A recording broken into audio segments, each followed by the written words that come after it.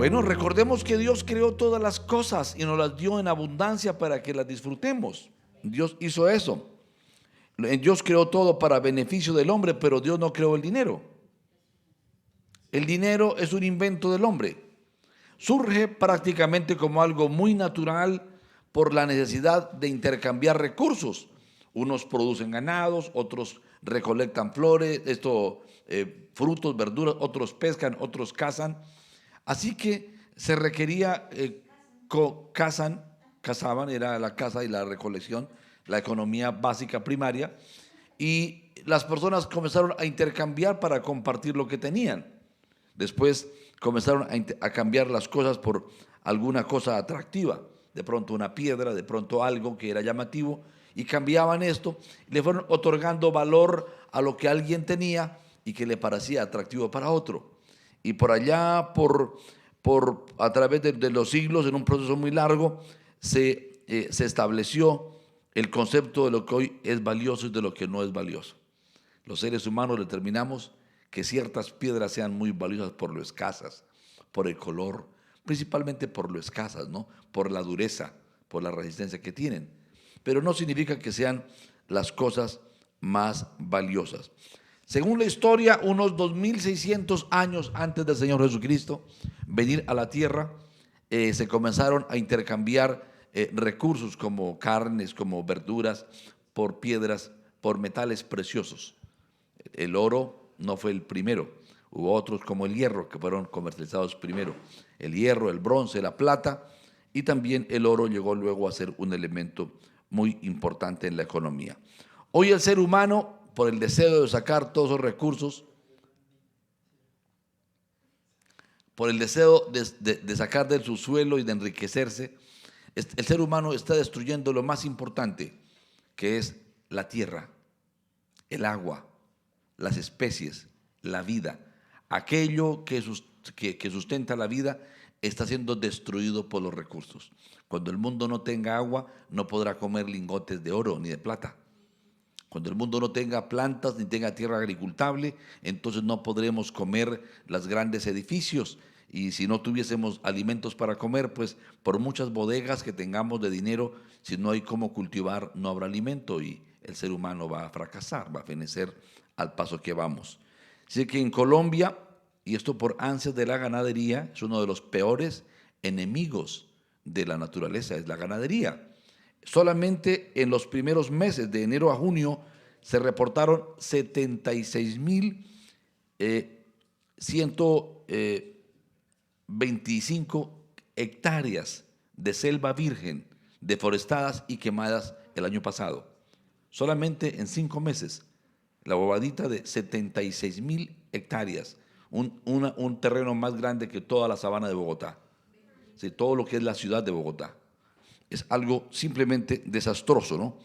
Recordemos, queridos hermanos y amigos, que el primer conflicto en la tierra tuvo que ver con finanzas. El hombre extendió su mano sobre el único recurso que le era prohibido, y por tomar lo que no le era permitido, perdió todos los demás recursos que le eran permitidos. Recordemos que fue por 30 monedas de plata que un hombre, por avaricia, vendió al Salvador del mundo, al hombre más importante que ha pisado la tierra, quien es también el Señor y Dios de los cielos. Fue vendido por la avaricia del hombre. Cuando hablamos de la avaricia y las riquezas del hombre, estamos hablando de una de las situaciones más lamentables de todos los tiempos, ¿no?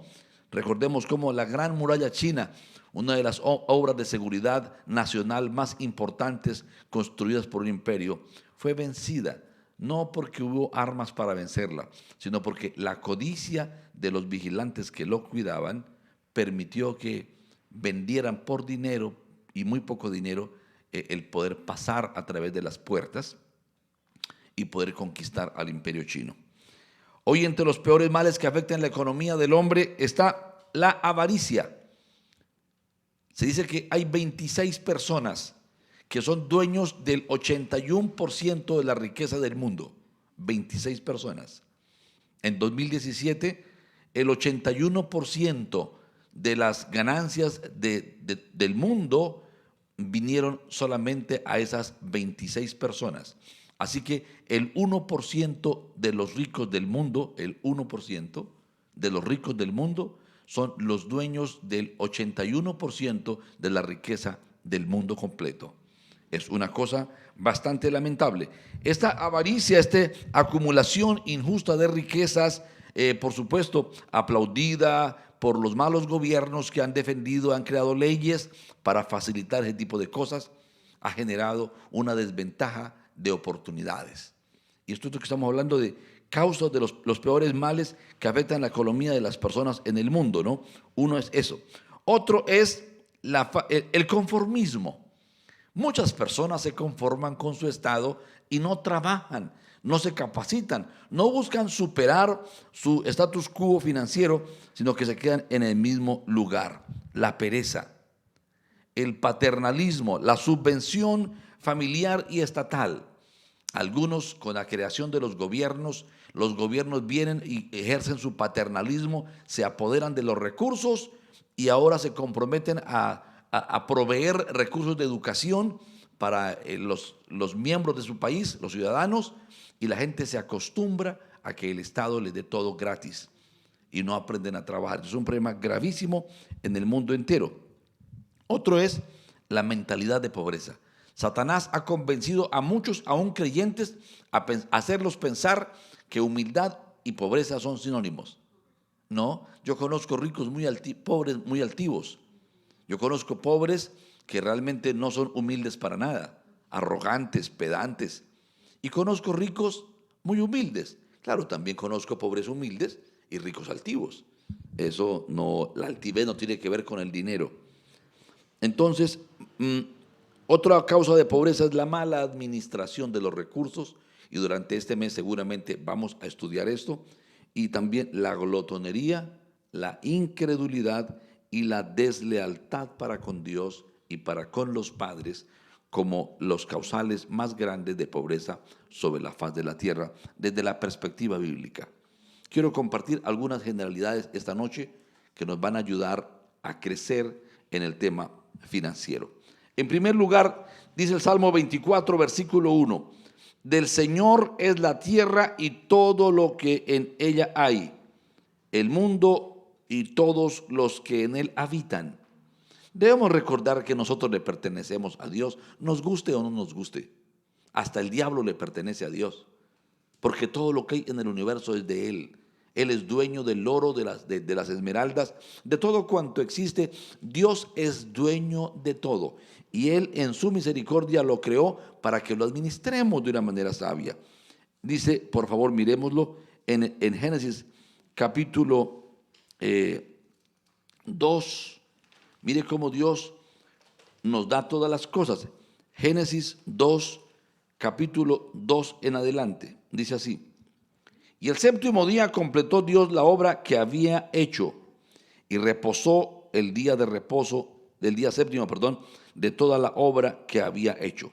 Y bendijo Dios al séptimo día y lo santificó, porque en el séptimo día, porque en él reposó de toda la obra que él había creado y hecho.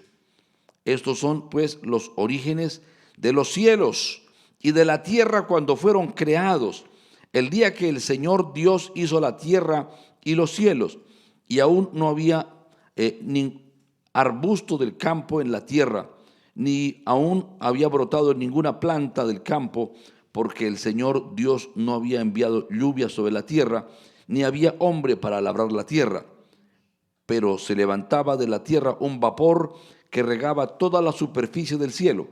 Entonces el Señor Dios formó al hombre del polvo de la tierra y sopló en su nariz el aliento de vida, y fue el hombre un ser viviente. Y plantó el Señor un huerto hacia el oriente en Edén, y puso allí al hombre que había formado. Y el Señor Dios hizo brotar de la tierra todo árbol agradable a la vista y bueno para comer. Asimismo, en medio del huerto del árbol de la vida, el árbol de la vida y el árbol del conocimiento del bien y del mal.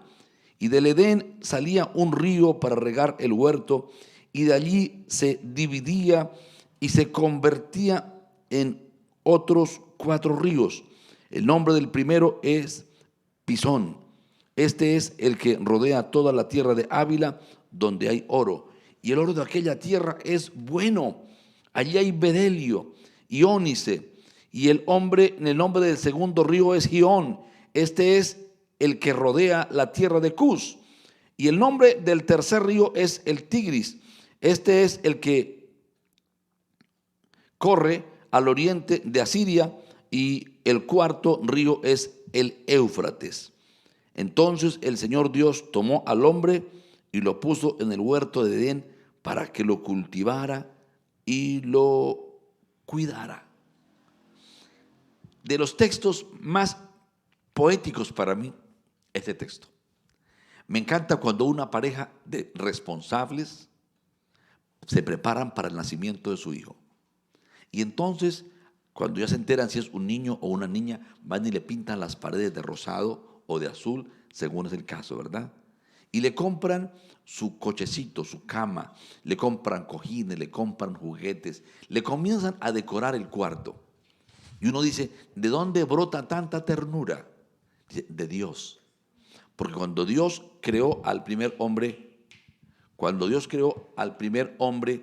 y lo colocó, Él preparó un hogar mucho más bonito, preparó un huerto, el huerto del Edén. Él quiso que el ser humano tuviera abundancia. ¿Nota usted eso? Que el ser humano viva cómodo, que tenga riqueza. Le creó el huerto y lo colocó en el lugar más fértil de la tierra, en las condiciones más propicias para que al hombre no le faltase nada. Dios quiso desde el comienzo que el ser humano viva bien, que sea próspero. La pobreza nunca fue el plan de Dios. La pobreza es el plan del diablo y son las consecuencias de la injusticia y la maldad humana. Pero Dios dice que nos dio árboles deliciosos a la vista, buenos para comer, tierras fértiles con muchas aguas, las aguas tienen peces, y allí había oro fino de Ávila, y había bedelio. Así que Dios colocó recursos para que seamos ricos. A través de la pesca hay multitud de compañías multimillonarias. No tienen que sembrar prácticamente nada, solamente saber cosechar lo que Dios reproduce y saberlo comercializar para hacerse ricos. Si el hombre hubiese manejado los bosques y las selvas sabiamente, no tendríamos que pensar en sacar oro, porque todo nos lo dio Dios en abundancia para que seamos prósperos. Y dice en 1 Timoteo capítulo 6, versículo 17, algo que es muy bonito, dice: a los ricos de este siglo manda que no sean altivos, ni pongan la esperanza en las riquezas, las cuales son inciertas, sino en el Dios vivo, que nos da todas las cosas en abundancia para que las disfrutemos. El apóstol Pablo, escribiéndole a Timoteo, afirma que Dios nos da todas las cosas en abundancia para que las disfrutemos. Ese es el pensamiento de Dios. Dios nos da todas las cosas en abundancia para que las disfrutemos. Así que todo procede de Dios. Y Dios quiere que todos seamos bendecidos. Note que cuando dice que Él colocó al hombre allí y lo bendijo, no le dijo, esta bendición es para cierto grupo, para ciertos apellidos. Los recursos son para toda la humanidad. En el versículo, vamos a mirar, Génesis capítulo 1, versículo 28, dice la escritura así: y los bendijo Dios y les dijo, sed fecundos y multiplicaos, llenad la tierra y sojuzgadla, ejerced dominio sobre los peces del mar, sobre las aves del cielo y sobre todo ser viviente que se mueve sobre la tierra. Y les bendijo Dios y dio, fructificad y multiplicaos. Escúcheme bien, por favor. En Proverbios capítulo 10, 22 dice que la bendición de Jehová es la que enriquece y no añade con ella tristeza. Muchas personas piensan que la prosperidad viene por la fuerza de sus manos, por la inteligencia, por la habilidad de su trabajo. Y sí, es verdad, hay que trabajar, hay que usar ingenio, como vamos a estudiarlo más tarde. Pero la palabra dice que Dios nos bendijo. O sea, Él pronunció una palabra. Y todas las cosas existen por la palabra y subsisten por la palabra. Así que Él declaró sobre cada persona, hombre y mujer, y le dijo: fructificad. Somos productivos los hombres y las mujeres. Dios nos hizo productivos. Reposa sobre nosotros una palabra que dice: querido, tú eres productivo. Querida, tú eres productiva. No tengas temor a la orfandad. No tengas temor a la viudez. No tengas temor a los tiempos difíciles, porque hay una palabra de Dios que reposa sobre ti y que te hace próspero. Esto es muy importante entenderlo. Ningún ser humano, escúcheme bien, ningún ser humano fue creado con la maldición de ser improductivo. Si una persona se encuentra viviendo en un estancamiento financiero, este no es el plan de Dios. Probablemente esté en disciplina temporalmente de parte del Señor. Yo sí creo que existe un Dios que azota a todo aquel que recibe por hijo, que corrige, que trata con las personas. Pero hay una promesa para ser restaurada en ti, y es que Dios quiere que seas alguien bendecido y próspero.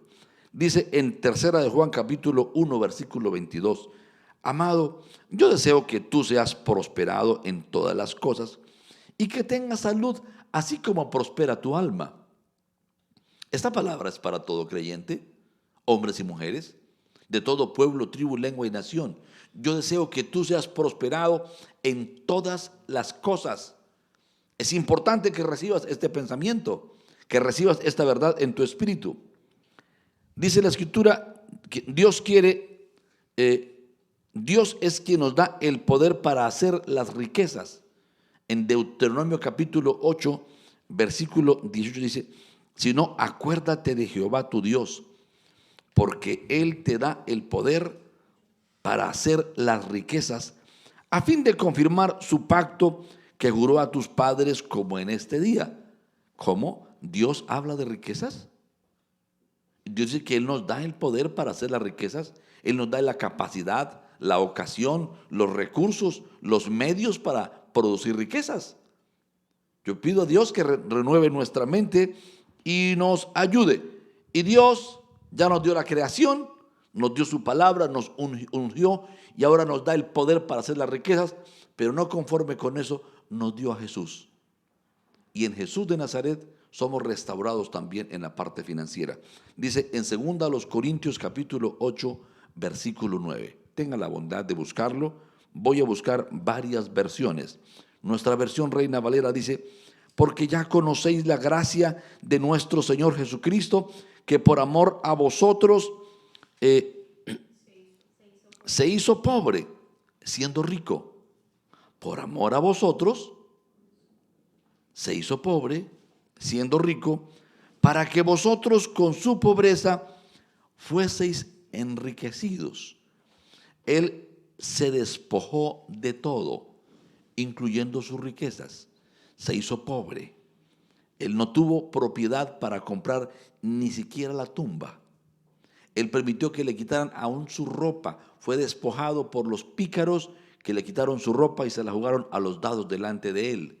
Él se hizo pobre para que seamos enriquecidos. Y por supuesto que esto cubre lo espiritual, pero también cubre lo material. El asunto está en que muchos creyentes no lo creen.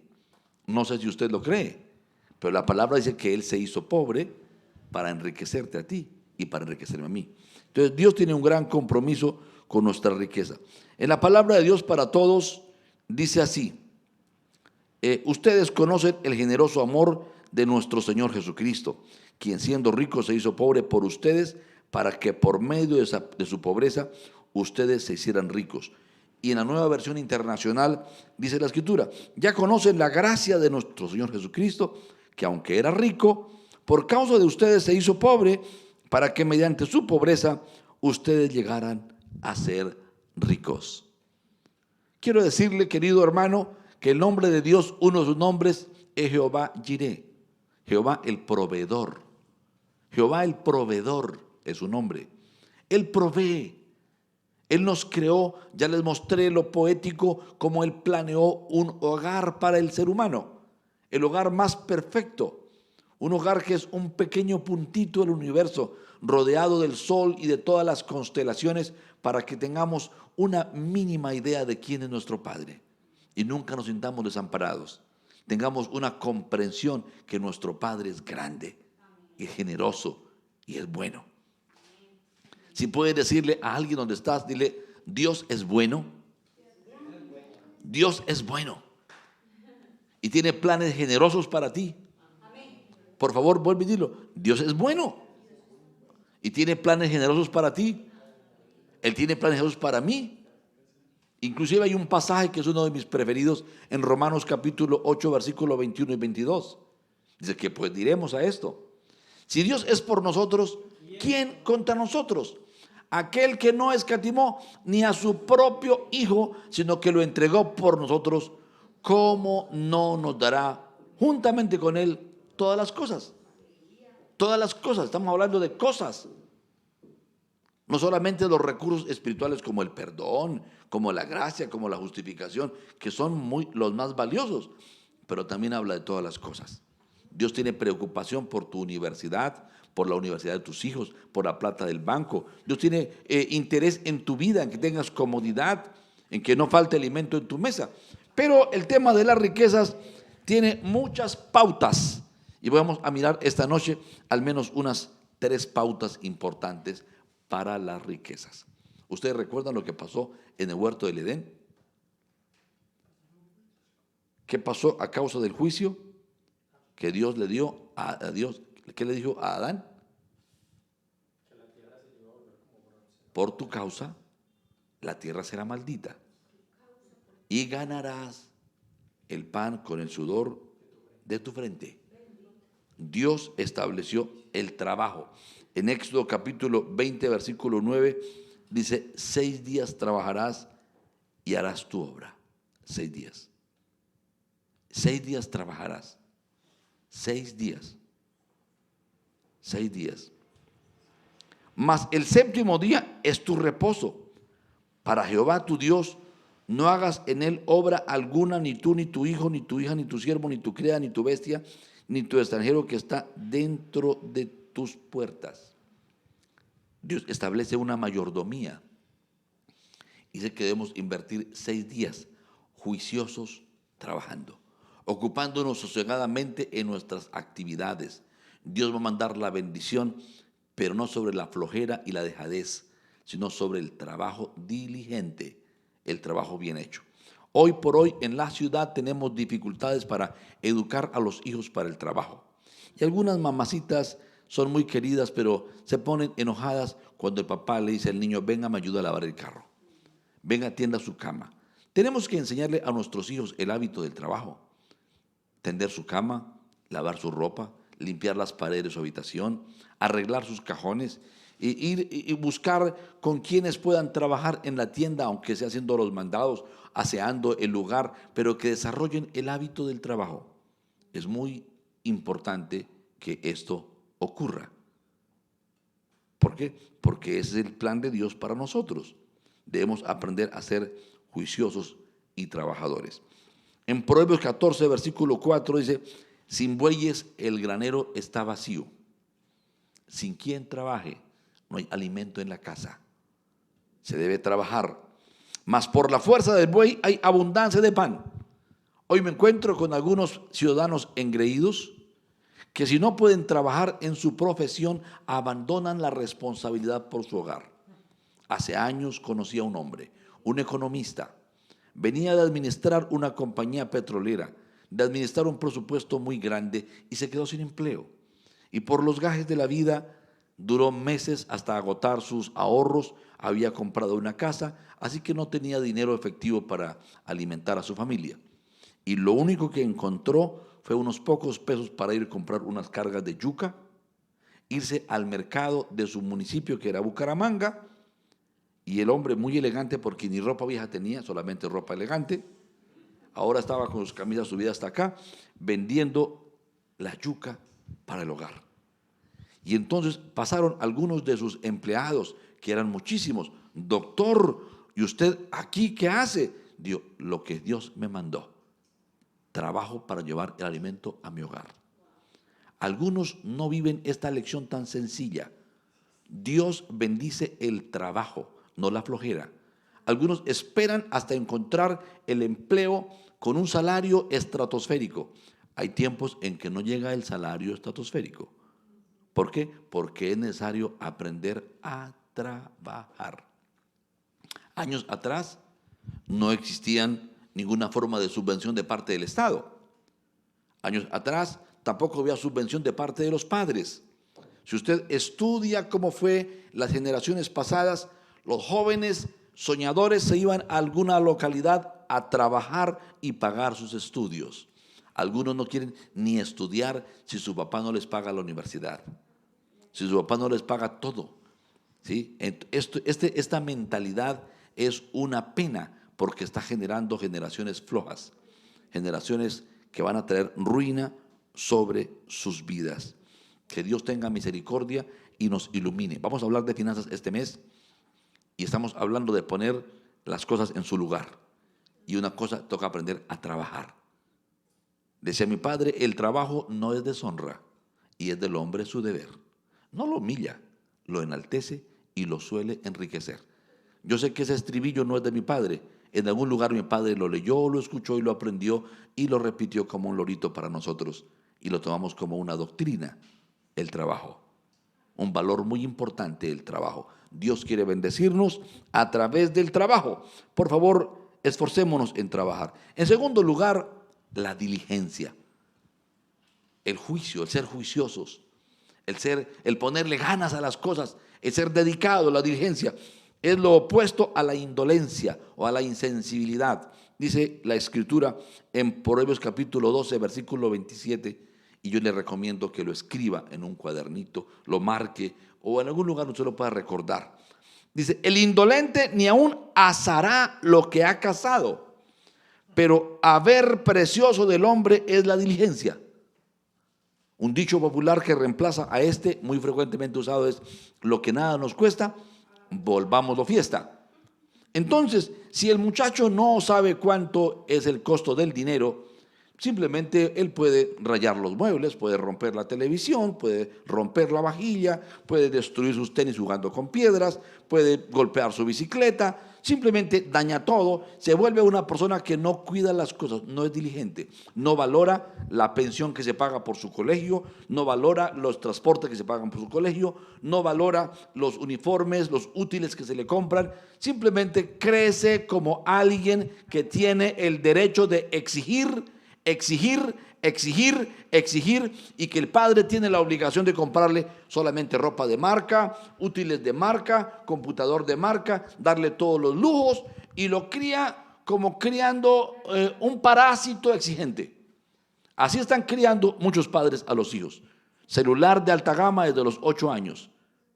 Un niño de menos de 18 años no necesita un celular de alta gama. De pronto un celular para comunicarle lo básico, pero alta gama no. Es simplemente un error de parte de los padres. Repito el texto: el indolente ni aún asará lo que ha cazado, pero haber precioso del hombre es la diligencia. El hombre que sabe cuidar una ramita de cilantro en su cocina, que no la malgasta. El hombre que sabe cuidar el agua. El hombre que sabe cuidar los recursos que Dios le coloca en sus manos. Los recursos que Dios le coloca en sus manos han de ser cuidados. Cuidados. Yo tuve compañeritos en el colegio que literalmente el día que le compraban los tenis, ese día los acababan.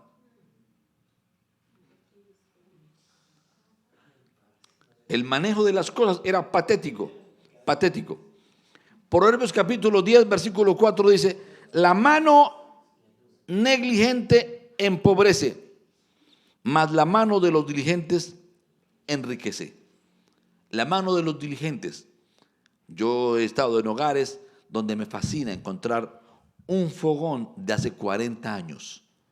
La señora se lo compraron recién casada. Compró una Icasa o una CEP. Y al día de hoy la tiene brillantita, limpia, parece recién traída del almacén. ¿Por qué razón? Porque la señora la cuida con esmero. se le derramó una gotita de chocolate y ya pasó el trapito para limpiar. No usa una esponjilla abrasiva que le raspe la pintura, sino que usa un trapito apropiado. Se le derrama algo de aceite y la tiene limpia, y cuando pasan los años su electrodoméstico está cuidado. Pero hay quienes, uno ve un fogón que tiene menos de 6 meses de usado y ya tiene mugre desde la primera fritura que preparó. ¿Por qué? Porque es negligente. El que está encargado de esa cocina es flojo y va a venir a la ruina. ¿Por qué? Porque no sabe cuidar. La Biblia es importante leerla, porque la Biblia nos enseña. Dice en Proverbios capítulo 13, versículo 4, el alma del perezoso desea y nada alcanza, mas el alma de los diligentes será prosperada. ¡Ay, qué rico ser un gran deportista! Pues tendrás que acostarte temprano, levantarte temprano, poner tu ropa deportiva, ir y entrenar. ¡Ay, qué rico ser un buen músico! Dicen que una vez estaba un anciano maestro consagrado y estaba tocando una pieza en un concierto con una maestría impresionante. Y vino un muchacho y le dijo: yo daría mi vida para tocar como usted. Le dijo: exactamente, eso fue lo que yo hice. Se requiere una vida para alcanzar la maestría. La flojera no lleva a ningún lugar. Usted tiene que leer la palabra si quiere ser un buen consejero. Tiene que leer la palabra si quiere ser un buen predicador. Tiene que orar de madrugada. Tiene que orar de tarde si desea estar ungido. Tiene que trabajar en prepararse para ser un buen esposo. Usted no va a llegar a ser alguien alto, grande, en ninguna área, a menos que usted aprenda el trabajo. Repito el texto. El alma del perezoso desea y nada alcanza, mas el alma de los diligentes será prosperada. Mi padre decía dichos populares, ¿no? Dice: hombre flojo no goza mujer bonita. ¿Sí? Cosas bien concretas, bien sabias. Yo le pido que en este mes de marzo usted ponga su vida en orden. Usted se proyecte para aprender de finanzas. Los seres humanos tenemos que aprender a ser buenos administradores del tiempo. El tiempo es un recurso no renovable. Hay que aprovecharlo muy bien, como predicamos en el mes de enero. Pero hay que aprovechar cada recurso. Cada recurso. Si usted estudia la historia de Guillermo Colgate, el dueño de la gran industria Colgate-Palmolive, era un hombre huérfano, un hombre que después de la guerra fue traído por sus padres adoptivos a Estados Unidos y él apenas supo fabricar un jabón. Era todo lo que sabía. Su gran herencia fue $1. Esa fue la herencia que le dieron. Y con el dólar lo primero que hizo fue diezmar. Y fue y compró materia prima para fabricar los primeros jaboncitos de cuenta de él. Y los colocó jabones Colgate. Ese fue su comienzo. Y fue y los vendió. Y vino y fabricó otros. Primero separó el diezmo porque él aprendió la administración correcta. Y cuando él murió, diezmaba el 90% de su compañía. Vivía con el 10% y el 90% lo sembraba en las naciones de la tierra, en colegios, en hospitales, en misiones, en labor social. Ese fue Guillermo Colgate, práctica que tomaron otros empresarios después de él. La siguiente pauta para la riqueza se llama ahorro. Ahorro. Ahorro. Hay que apagar las luces de la casa que no se están usando. Hay que cerrar la llave mientras me enjabono. Hay que cuidar los recursos que nos da Dios. Las pequeñas economías son las que generan los grandes capitales. Algunos no entienden esto. Dice la Escritura en Proverbios capítulo 30, versículo 24: 4 cosas son de las más pequeñas de la tierra y las mismas son más sabias que los sabios. Hoy voy a mencionar una que es colocada por la palabra de Dios como algo muy sabio. Las hormigas. Pueblo no fuerte. Otras versiones dicen pueblo pequeño y nada fuerte. Y en el verano preparan su comida. Son previsivas. No se lo comen todo, sino que guardan para el invierno. Saben ahorrar. Saben ahorrar. Saben ahorrar. Dice la Escritura en Proverbios capítulo 6, versículo 6, un poco más construido el concepto. Dice: ve a la hormiga, oh perezoso, o mira a la hormiga, aprende de la hormiga, que aunque tiene un cerebro así chiquitico, microscópico, pero Dios colocó en él una sabiduría para enseñar a todas las generaciones, de todos los lugares de la tierra. Debemos aprender este principio. Ve a la hormiga, mira sus caminos y sé sabio. Sabio no es la multitud de títulos. Hay gente que tiene multitud de títulos. Si usted supiera, por lo menos en la banca colombiana, hasta donde yo he sabido, los jóvenes varones neoprofesionales son los menos postulados para los créditos bancarios. Ofrecen los mayores riesgos en la cartera. ¿Por qué? Porque son inestables en su conducta. Porque aunque pueden ganar mucho dinero, fácilmente pueden perder su empleo por sus debilidades de carácter. Son mejores clientes para los bancos las mujeres. Hasta el día de hoy, gloria a Dios, que por lo menos las mujeres siguen siendo juiciosas, por lo menos un poco más que los varones. Pero los mejores clientes para los bancos son las personas que después de los 40 no tienen trastornos bancarios, que han aprendido a ser buenos administradores, los que no se han metido en créditos ni en deudas, sino que saben vivir mesuradamente en la vida. Mira a la hormiga, oh perezoso, mira sus caminos y sé sabio, la cual no teniendo capitán, ni gobernador, ni señor, no tiene un jefe, prepara en el verano su comida y recoge en el tiempo de la siega su mantenimiento. Sabe cuándo es cosecha y va y recoge la cosecha y la guarda. Pues bien, el verano de la vida es la juventud. El verano de la vida es el tiempo en que tenemos vigor. Cuando somos jóvenes debemos desarrollar nuestro potencial productivo. Debemos trabajar no para gastar todo. Algunos quieren ganarse $1 y se gastan 2 en un paseo. Se ganan $2 y se van el siguiente fin de semana y gastan 3 y 4 pesos comprando ropa elegante y comprando elementos de consumo que no necesitan. Y así se pasa la vida. Pero algunos son más inteligentes. Se ganan $1 y saben que 10 centavos son de Dios. Y 10 centavos van a ahorrar y con el 80 centavos restantes van y viven, disfrutan de sus 80 centavos. Es la fórmula bíblica más básica.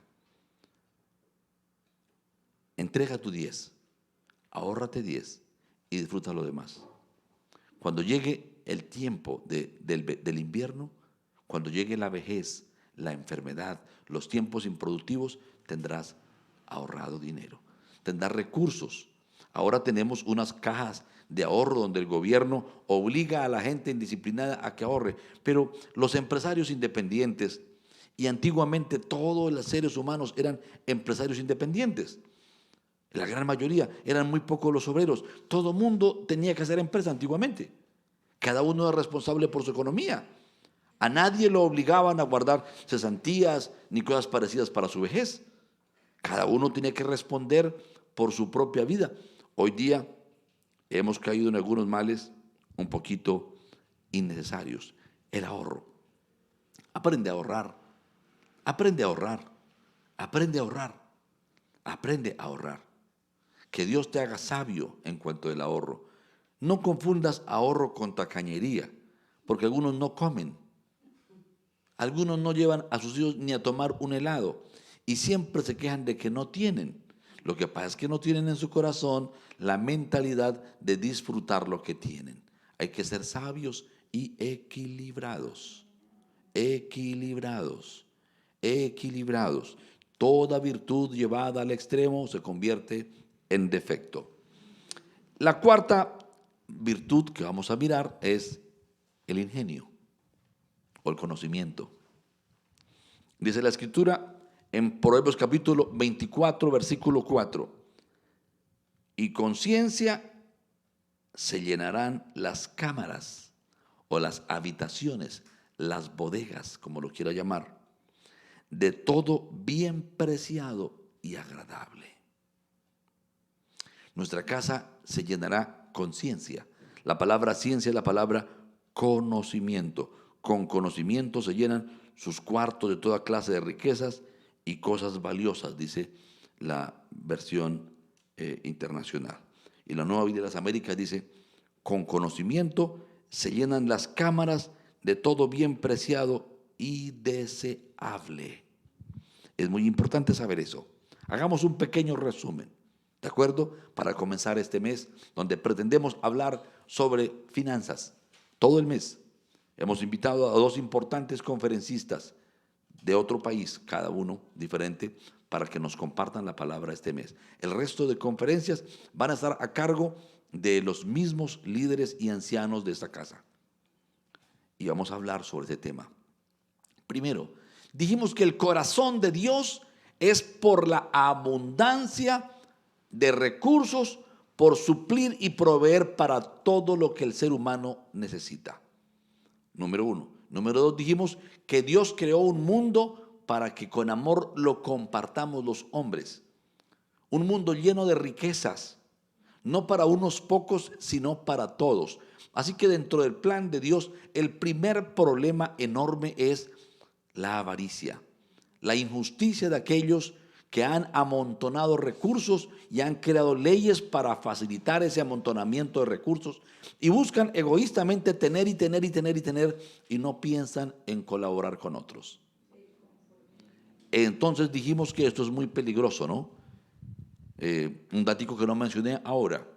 Dicen que si a estas 26 personas les tomaran solamente el 0.5% de sus ganancias como impuesto, podrían brindarle educación a 250 millones de niños, gratuita, y podían brindarle salud a 356 millones de personas enfermas, solamente con el 0,5%, ni siquiera el 1%.